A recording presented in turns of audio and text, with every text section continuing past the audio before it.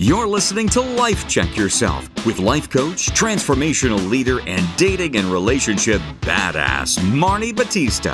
Every week, you'll get the raw truth from top experts and real people on the important life and love issues you want to know about. So, if you're ready to life check yourself in your relationships, your career, and the areas of your life that matter most to you, and you're not afraid to be called out on your, stuff, then you're ready for what's next. Life Check Yourself with Tammy Mastroberte, the 5-minute energy pick-me-up you can do in your car. All right, ladies, welcome to Life Check Yourself. Today I have Tammy Mastroberte here. She is a best-selling and award-winning author, spiritual teacher, and wellness expert. And her mission is to help people use simple and practical tools that are right at their fingertips to thrive in everyday life and create positive change. She's got a book, The Higher Help Method, Stop Trying to Manifest and Let the Universe Guide You, which just came out, right, in April. Is that true?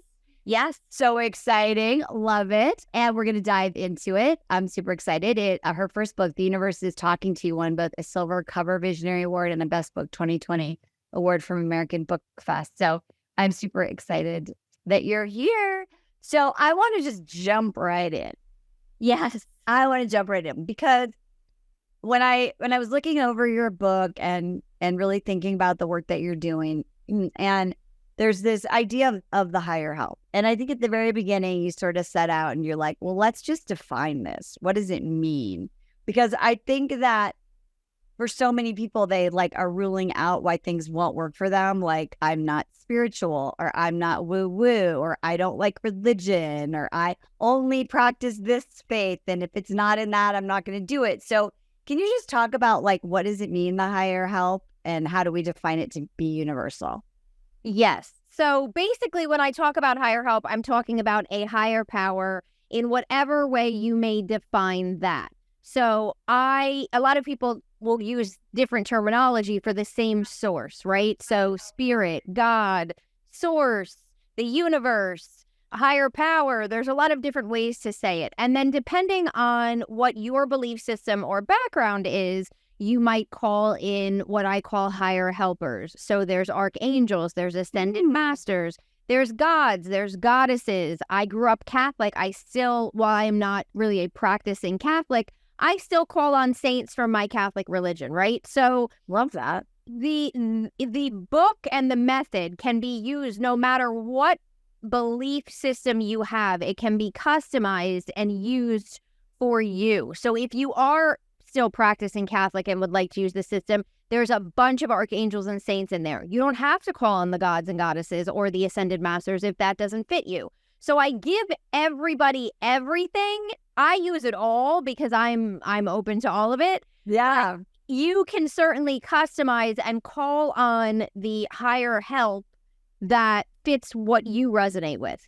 Okay. I love this so much. So that's like, it's literally like the help, how you define it kind of fits all. And there's lots of resources how we can do it. Okay. So then I want to kind of jump into like the 4 kind of pillars, because I was thinking when I was looking at like number 1, which is around setting an intention and having clarity. And I think that the biggest problem that so many women have are twofold. One is focused on what they don't want. I was looking at a post on Facebook, one of those political ones that I usually don't comment and I withheld. But yes, one person was saying sort of like, this is my point of view in a positive way. And the other was like, and then there was a list of people that were like, no, this is really hard. This is really bad. It's like a lot of negatives and can'ts and cannots and should nots and all that, which again, everyone has their opinion. But what I would love to ask you is like, when you have put the focus on what's not working in your life, when your attention is on your limitation, how does that block you from changing what you're trying to create energetically, spiritually, but also like in the real world? Yes. So overall, if what we're focused on is what we are going to bring in, right? What we are focused on is what we are going to be looking for. practically as well as energetically. And so if you are focused on what you don't have, you, whether you are conscious of it or not, are constantly talking to the universe. You are constantly communicating with the universe through your thoughts, through your emotions, through your belief systems, through the actions that you're taking. And so energetically, you are asking for what you focus on. You are asking for what you are complaining about, right? So that's the first piece. But the second piece of this, and the more sort of practical mindset piece of this, is that if you are looking at everything that is going wrong, you're going to feel crappy about your life, right? Yeah. Because like you're just constantly, so now that's all that you're focused on. And when you're so focused on that, you are going to completely miss the signs, the overhearing the conversation that could put you into a different space, that could open you up to a different way, because you are focused on, here is what I have. And now, when you're focused on lack, everything is breaking and you have to pay for all this new stuff, right? It sort of like happens that way. So it's about what you're focused on, and consciously what you're focused on connects to what you are allowing your conscious mind to notice around you. And there could be so many different opportunities for you to create differently than what you have.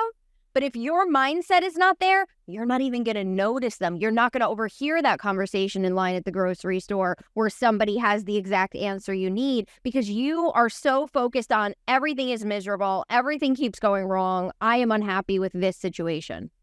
And I know that for people who, like one of these people was like, like my healthcare is more expensive, like the actual facts, right? And so for someone who's like, okay, Tammy, if I believe you, but I actually feel afraid or crappy, how do I actually change or get past my fear? Because it's not like you can just go like, okay, Tammy and Marni said, so tomorrow, because you'll wake up and you'll be like, oh my God, my mortgage bill is due, or, I have to move out of my apartment. Like, so what do you do?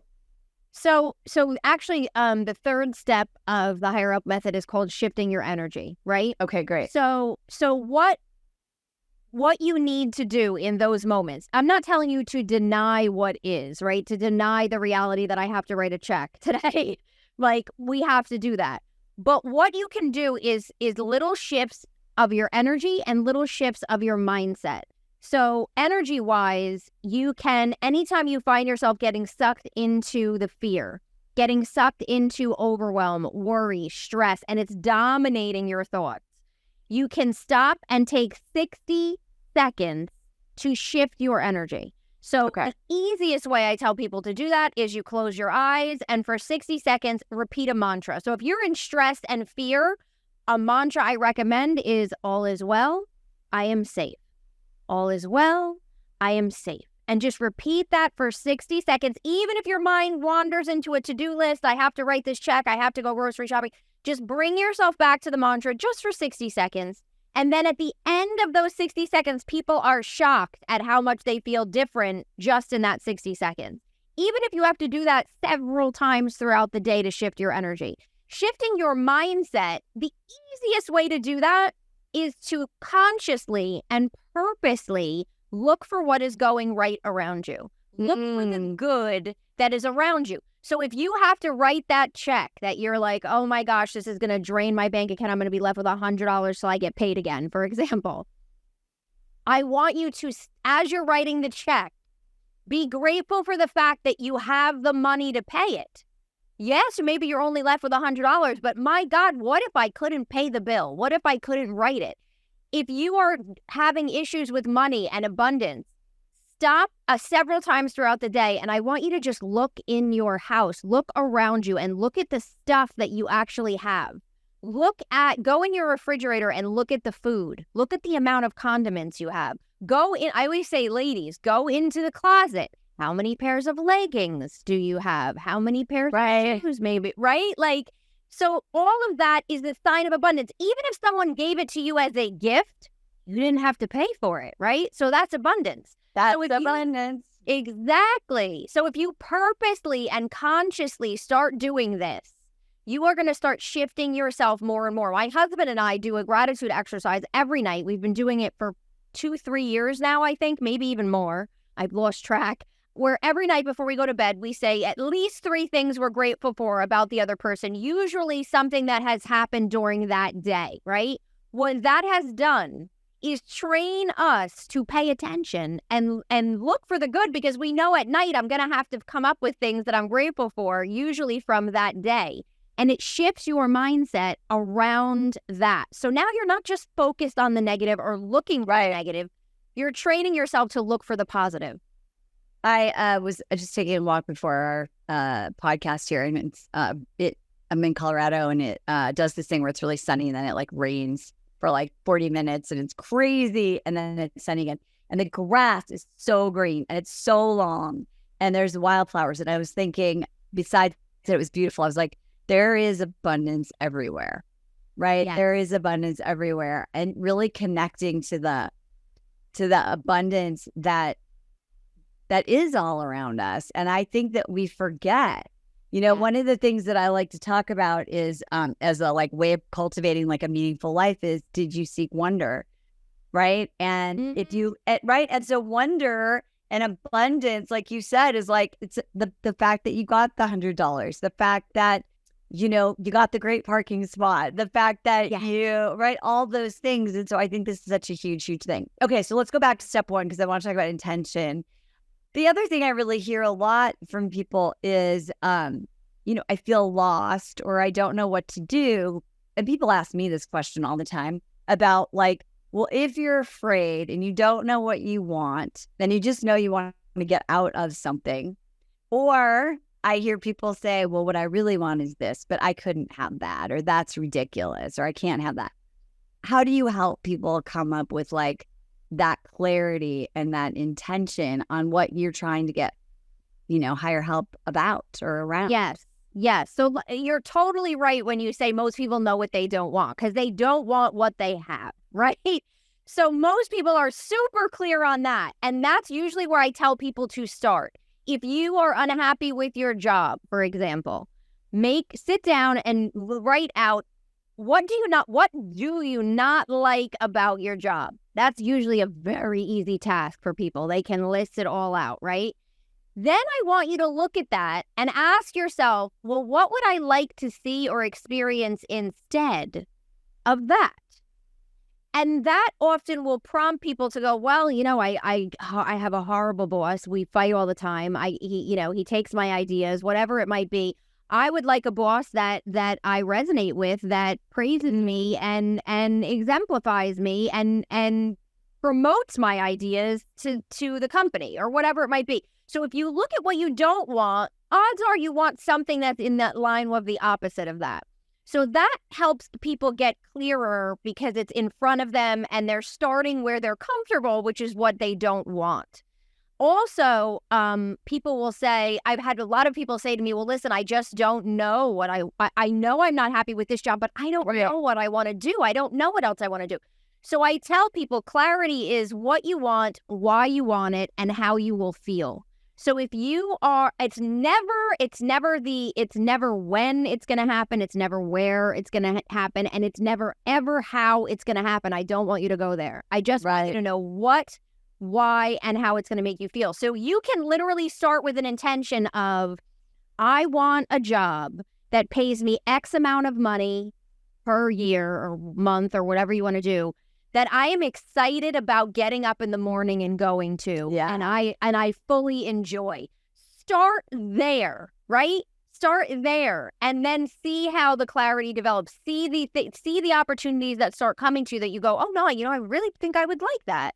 But you need to start somewhere, and you can literally just start with how you want to feel, and the easiest way to do that is, what don't I like? What would I like to see instead? And if all else fails, how do I want to feel in this situation? And that will be the start of your clarity and intention journey. And I think it's so important to do that, because without a map, so to speak, right? The universe is just not going to be able to have a direction, right? For what you want. And I think, so most people I think are like super shocked that you could design your life in any certain way, or you could ask for those things other than the most obvious, which is like career path, step A, step B, you get promoted, you do this, you go over there, you make more money. It's like people think of it so linear. So when you think about clarity and intention and using higher help, how have you seen people sort of do this beyond the like, okay, well, I guess the next thing to do is, get the promotion or move or leave this job and get another one so I can make more money. How do you get people to like seek more almost? Usually what I find is that people will seek more when they're unhappy or feeling stuck in a particular situation. And that's the best place to start. Like, you know what? I'm just not happy in this situation, in this job. It's been a while. I've been single for a while. I really would like to be in a relationship. I'm making X amount of money, but gosh, I could really use more, or I think I deserve to be paid more, and I'm not happy with this situation. So I feel like it's almost like life is a cycle of like moving forward and getting things we want, and then getting stuck again, and then going, okay, no, now I want more. So now we're going to we're going to use a higher help method. We're going to move forward. We're going to, okay, great. Things are moving again. Now I've moved up a level. Now I have the relationship. Now I have the job. Now I have more money. And then you get stuck again. And and I feel like it's designed that way to force us to grow, right? To force us to move. Because if you were just happy and content in your life, you would never seek anything new. You would never grow and learn and meet new people and have new experiences. And so we're supposed to get stuck. The good news is there are tools like what I call the higher help method that can help us get unstuck and move forward with the help of the universe faster than if we were trying to do it by ourselves. Yeah, and I think that that's such an important thing, that when you do feel stuck, it's almost like the universe is saying to you, like, you can complain about it or you can see it as an opportunity. And if you use this like process, then there's a way out rather than just being like, I call it stuck in the muck, just like, wah, wah, right? Yeah. Okay. 100%. So we've got step one is clarity. We're asking the universe for help. I know you have a bunch of tools. We kind of talked about that. Do you feel like there's any one tool, so to speak, that is effective for people, but it's also hard, and there's a way we can sort of lean into it or make it more effective or have less resistance around it? Honestly, I don't think any of the tools that I use or share are particularly hard or take a lot of time, because I designed them for me to do, right? And so I felt like I don't want to create a tool that I'm not going to use. I don't want to create a process that's going to take me a long time and then I'm not going to do it. So the majority of tools that I use in this to ask the universe for help and to partner with us are prayer, something that I call focused gratitude, which is actually using gratitude, but focusing it on the area that you're most stuck, right? Because that's where we need to shift. So focused gratitude, crystals, rituals, and of course, obviously, specific higher helpers that we can use to. The goal is to ask the universe for help, to harness the energy around us in our favor, and then to wait for the universe to sort of drop the breadcrumbs to move forward. So honestly, I would say the easiest place for anybody to start, and if you use no other tool but this, you can see progress. However, the other tools just really, it's like a beautiful recipe, right? Where you don't want to miss the salt in the recipe or it might just taste a little off. So this is similar to that. But the one place I would tell everybody to start is with prayer. And prayer can simply be, now I have a prayer formula that I use that really is asking the universe to partner with us and help us notice the signs that are coming, because I think people struggle with that as well. Yes. And that's what my whole first book was about. But this piece is, you want to ask the universe for help to partner and to send you the signs, but to help you notice them, You can literally start with just a prayer of, universe, I'm calling in my angels, guides, anyone who specializes in X, Y, and Z, right? You can start there and say, here is my problem. Here is what I'm struggling with. I don't know what to do. I don't know how to fix this. I don't know where to go.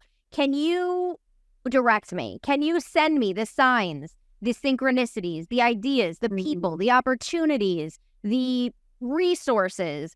And please help me notice them when they come in and take action on them when they arrive. Simply starting there. Now, in the book, I give you lists of higher helpers that specialize in different categories. But if you know nothing else and you're listening to this and you're like, when I'm done listening to this, I'm going to try it, you can literally just start there.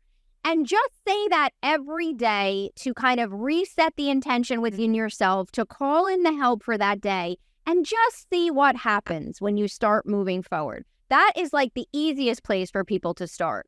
All of the other tools that I give you that, again, I mean, if you use all of the tools, we're talking like minutes a day that it would take you to do these things, to shift your energy and all of that. If you use all of them together, it just makes things happen clearer and faster is what I have found. Yeah, I love this so much because I call it like riding the moguls, you know, like when you're skiing. If you don't ski, then you probably don't appreciate my metaphor. But it's this idea that like there's these bumps, right, in our life, right? Mm-hmm. And there are opportunities. And you can kind of stand at the top of the mountain and be like, this is too big. I'm just gonna avoid it and go another way, right? That feels easier.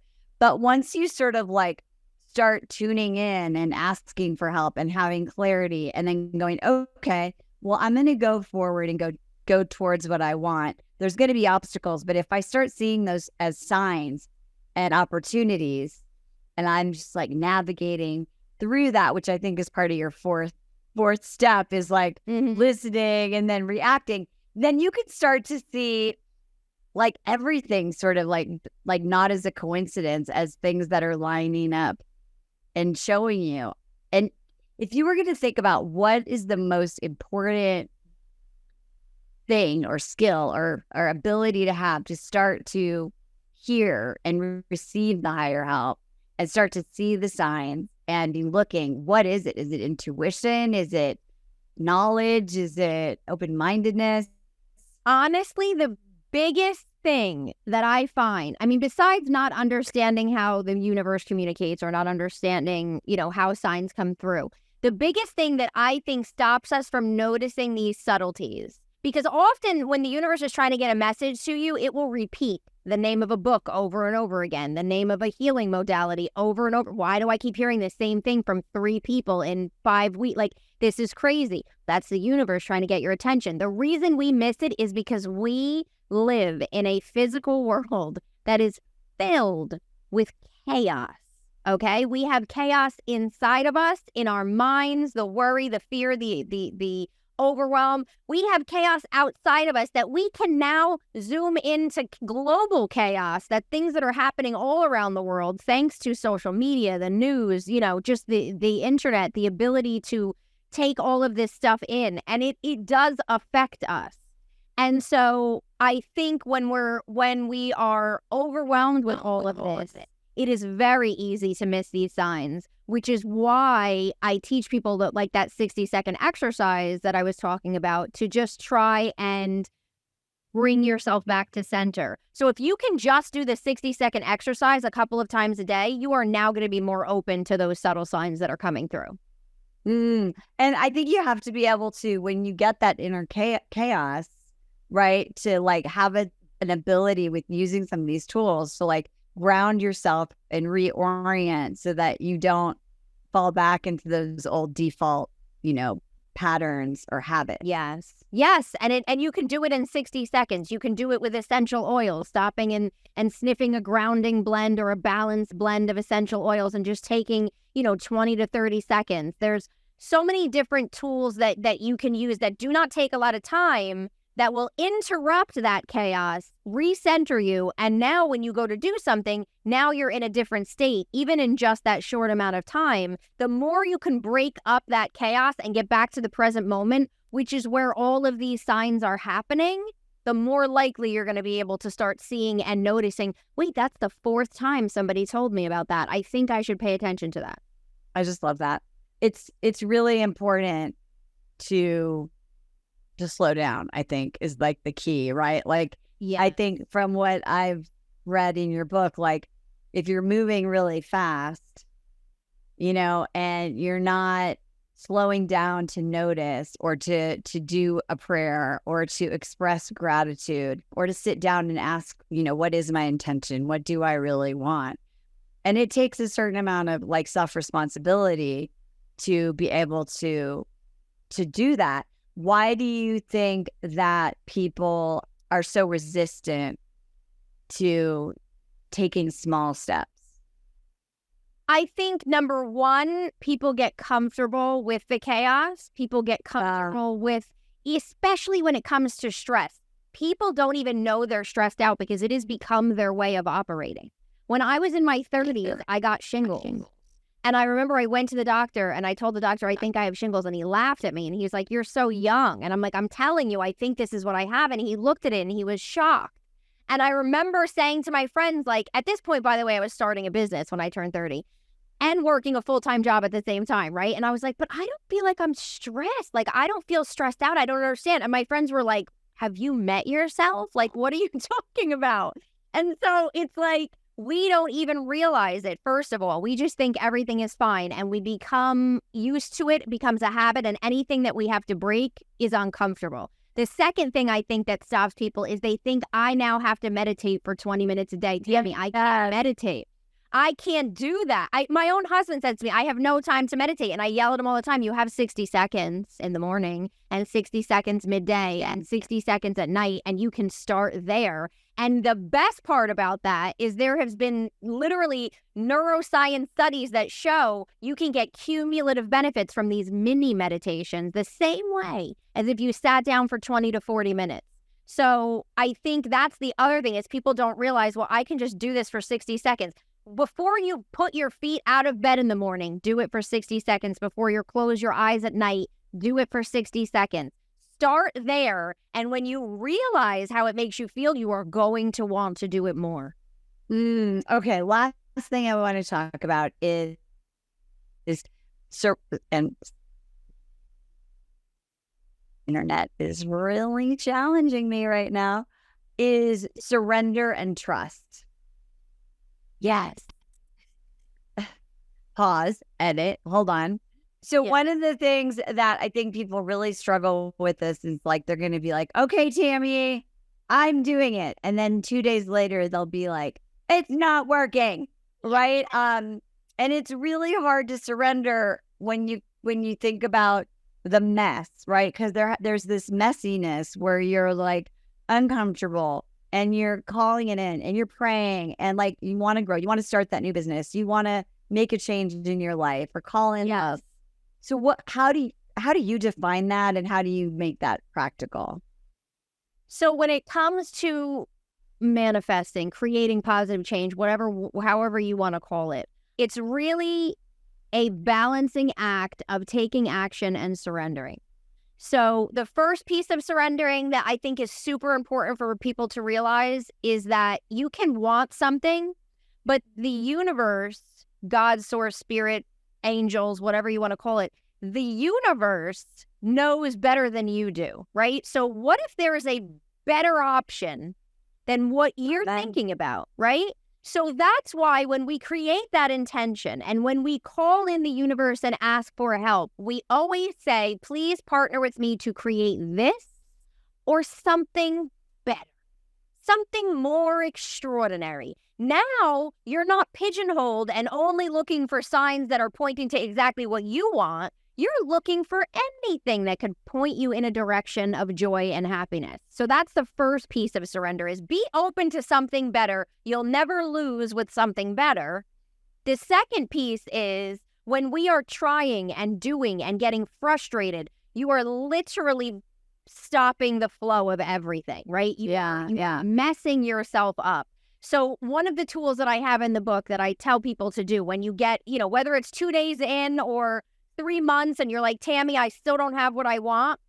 there's something called a sign of reassurance that I teach you how to ask the universe for this sign of reassurance. You give it a sign to use. You give your higher help team a sign to use to let you know, hey, we're still working for you. It's still happening. Don't quit. You're not doing it wrong. Keep going. It's coming. And that is like, oh, okay. When you get that, you're like, oh, okay, I'm still connected. This is still happening, right? And it reassures you. So do you ask for a particular, do you name the sign, or are you saying, let me see the sign? So no. So for this particular one, I tell people to actually assign a specific sign. So it can be anything. It can be, and you can do this exercise with your higher helpers. You can do the exercise with a loved one who has passed on and you'd like to know they're around you. You can do it with any higher helper or cumulative universe. But basically you say, listen, I'm struggling. I'm trying to create this. I've been asking for help. I'm doing all the things. It's not working. Can you please use the sign of whatever, a blue butterfly, a red rose, a purple balloon, the number 553, whatever you want to choose. Can you please use this number as a sign to let me know you're around, you hear me, and you're on it, and I should just keep going. Just let me know that I'm still on the right track. And then you wait to see the sign. And I usually say to people, ask the universe to use it within the next 3 days. If for some reason you don't get it in the next 3 days, you're filled with chaos, you're totally missing stuff, you had no idea it came and you didn't see it, you just ask for it again. And then when you see that sign in the future, anytime you see that sign in the future, you know that's your higher help team saying, we're still on it, keep going, don't give up. Because sometimes things take longer than we want. It's a perfect example of when I met my husband. I did a whole ritual that's in the book, and it took me 8 months to meet him. But you know what? When I did that ritual, he was still married. Timing wasn't right? So sometimes sometimes we've got to wait. So that's where that sign of reassurance comes in. My last question for you is this, because you said something really important, which was, if you don't see it, it may mean that you weren't slowing down enough or looking, right? Because of those negative thoughts of like, oh, nothing works for me, or collecting evidence of your arguing for your limitations kind of thinking. And so can you give me an example of something that you asked for a sign and like it was so clear how you missed it? Like, can you give it just so we can have an example of what that looks like? Yes. So this was years ago, and I asked for like the way that I did it. It was similar to it. It was a sign, but I specifically asked for like an unexpected gift to come from somewhere. And that was like the sign that I wanted. I wanted an unexpected gift to come from somewhere. And I gave it, I think, it might have been 48 hours at this. And because again, this is going back 10 years. But I remember it so clear because I was like, I didn't get an unexpected gift and the 48 hours are up. And like, so that didn't work, and like that stinks. And then like a day later, I was going through mail and things that I had. And I looked at this package and I was like, when did this come? And I looked back and I realized it had come within the 48 hours. And it was literally a t-shirt that somebody sent me. This was back when I had my own magazine. Somebody had sent me this t-shirt with a book to review. And the t-shirt was a complete unexpected gift, but it took me a couple of days to realize, oh my God, I had gotten this and I was just fluffing it off like I didn't get a gift. This doesn't, this piece of this doesn't work. And so that's why I always say to people, like, we are so busy and there are so many things going on. And when you're asking for a specific sign, and life is crazy and phones are ringing and deadlines are happening and family is driving you crazy and you're trying to get the kids on the bus or whatever it is that you're doing, it is so easy to miss these little subtle signs, whether it be something on a bumper sticker on a car or a license plate or wallpaper or something on social media that you look at and all of a sudden you're like, oh my gosh, I asked for a red rose and there's a picture of a red rose. Like, it's so easy to miss it. And sometimes also people will be very literal with their signs. So they'll say, okay, I want a red rose. And they're only looking for the actual flower, when in actuality, you can see red roses on a wallpaper and that counts as a sign also. So I feel like it's until you start learning the subtleties of the way that it works, especially when you're first starting, give yourself some grace and just ask again if you missed it. Assume that you missed it and that it was sent, because it's probably the case. And then just ask for it to be sent again. My niece, I remember, asked years ago for a ladybug for something. And she kept texting me like, I don't understand. It's been a week. It's been 2 weeks. And I'm like, listen, I promise you, you're missing it. All of a sudden, in one day, she texted me twice. Oh my gosh, I saw my friend had a ladybug on her socks. And then I saw an actual ladybug or something like that. And I said, I told you, you just have to sort of realize that I'm just learning how to talk to the universe and how it talks to me. And so it might take me a little bit to start recognizing that stuff, but do not give up, because it will come through. And if you don't see the sign, then do you go, oh, maybe this isn't something I'm meant to do? Do you validate it? Do you verify? Do you... No, because here's the thing. If you're asking the universe for this or something better, something is always going to come through. Something good is always going to come through. Yeah. It may not be exactly what, it may not be the job that you particularly want, but maybe it's another job at a slightly different company that's making more money, that you then wind up meeting your best friend who introduces you to your now spouse. Do you know what I'm saying? Like, 100%. Yeah, you never know. So as long as you have that or something better, you're guaranteed to move towards something. It just might be exactly what you think with your limited mind you want at the time. Yeah, I'll share this story before we go. So I live in Steamboat, and I was going to have to move out this summer because the person who we're renting from is coming back. And so she was like, oh, would you guys want to come back in the fall? And my husband and I were like, okay, like it's a lot, but like, sure. So we started to look at places for the summer, and we saw this place, and it was really cute, but it was kind of near a railroad, and there were some things that was really cute. We were looking online. It was like way early spring, and there was hardly anything. And we were negotiating. We were doing all this stuff. Anyway, it didn't work out. And for like a week, I had to keep remembering something better, something better, something better, right? Like the universe wants something better.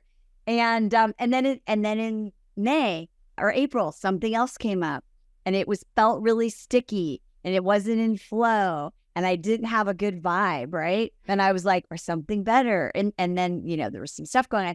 Anyway, we ended up finding this like really, really amazing place, like with all these super cool like things that are attached to it. But I just keep thinking like that the more I remember those times and looking back and being like something better happened, even though it was what I thought I wanted, then I can start to collect an evidence, right? Of like, right? That like, oh, you know what? I need to just chill and keep, and I know you talk about this in your book, and keep doing the work, keep taking action, keep following the signs.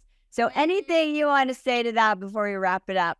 Yes. So actually in my first book, The Universe is Talking to You, which teaches you how to open up to these signs, I have an exercise called Follow the Footsteps that makes you look back in your life, exactly what you said. Look back in your life at the times where you thought something horrible happened. You lost a job, someone passed away. Like for me, my mother's death brought me to do what I'm doing today, right? So look back in your life and find those times where you thought this is the worst thing that could happen, and then trace where it brought you. And when you start getting that evidence that like, you know what, in my past, every time something horrible happened, it brought me somewhere better. Now, when you're going through stuff in the present moment, you can say to yourself, I know I'm going somewhere better. I know I'm going somewhere that is going to end up, this is all going to eventually make sense, because it's always happened that way in the past.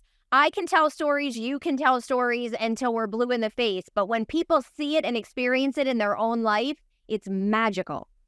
I love it. This has been so, so fun. Ladies, in the show notes, you can find out more about Tammy, and you can definitely, we'll have a link to both of her books. So this is so great. And what I really love about it is that, because there's so much talk about manifesting and energy and, and this, what I love about what you're teaching people is a very practical and accessible way to be in action on the real, the real realm, while also living like a spiritual life. And I think that both of those coming together is where we get to optimize and really like live the life we're meant to live. And so it's just such a beautiful, beautiful method. Thank you for sharing it. I'm so glad thank you. It flowed through you. Yes, exactly. Thank you so much for having me. This has been so much fun. Ladies, the show, the name, Life Check Yourself. I would like for you to do that exercise that Tammy said, because I don't want to hear about, how it sucks for you right now. I know it does. It might. It could be better. But I want you to go back and do that footsteps exercise as a step one to start seeing how you're exactly where you need to be.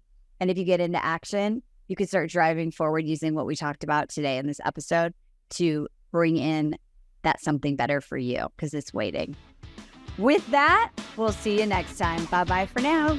Thanks for tuning into today's show. Do you ever wake up feeling like you've already run a marathon before the day even begins? Does your coffee need a coffee just to get through the morning? Well, I feel you, and I've been there.